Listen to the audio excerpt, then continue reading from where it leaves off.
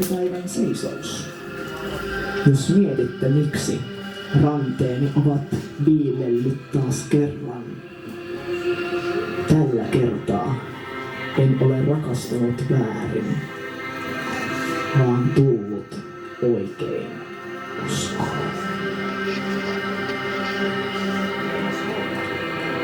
Haluan ottaa haltuun kaikki maailman barokkikatedraalit.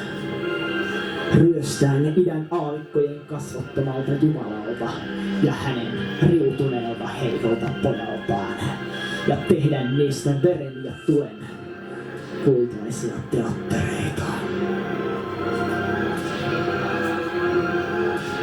Kun kaamos tulee silmistä sisään, pitää vuodattaa verta, mutta ei häpeällisesti lattialankkujen väliin.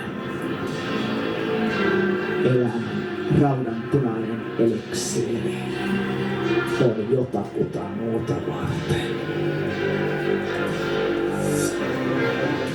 Me ruoskimme toistemme selät ja lävistämme kielemme ja nännymme tullaksemme hänen miehikseen. Me varastamme, poltamme ja nielemme vihollisemme, ei väliä järjestyksellä. Olkoot Jumalan kieltäjät keskenään, järjissään turvassa ja suostuvaisia. Selittäkööt he kaamoksen toisilleen, niin kuin heidän latteat mielensä sen näkevät. Mutta meistä kukaan ei enää ole maailmassa ylimääräinen, ei vailla tarkoitusta. Meillä on aina nahkaamme vasten toinen nahka, elävä tai kuollut.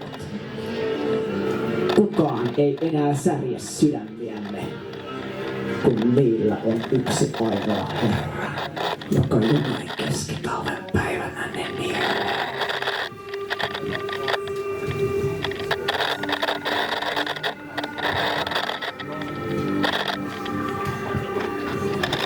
Ja sitten aivan ennen julkaisematonta tuotantoa